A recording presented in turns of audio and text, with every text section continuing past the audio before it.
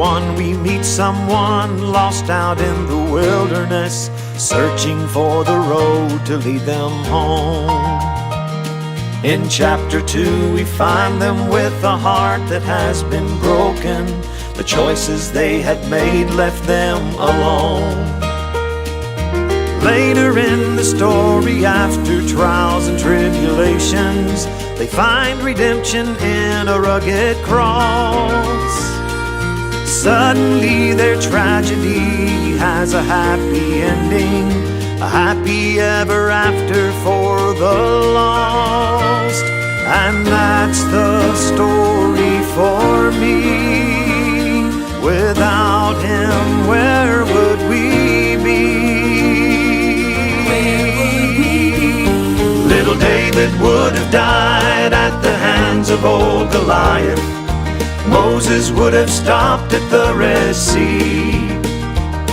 The 3 Hebrew children would have perished in the fire.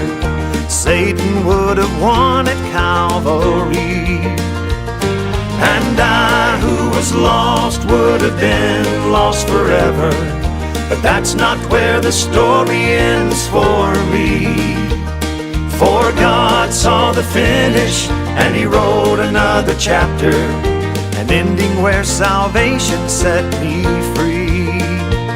He never met a broken heart He wasn't capable of mending.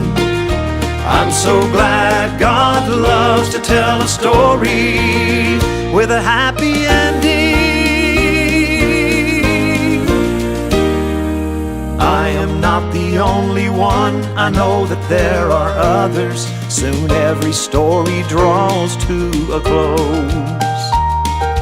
Epic tales of struggle that have spanned across the ages, where before the cross there was no hope.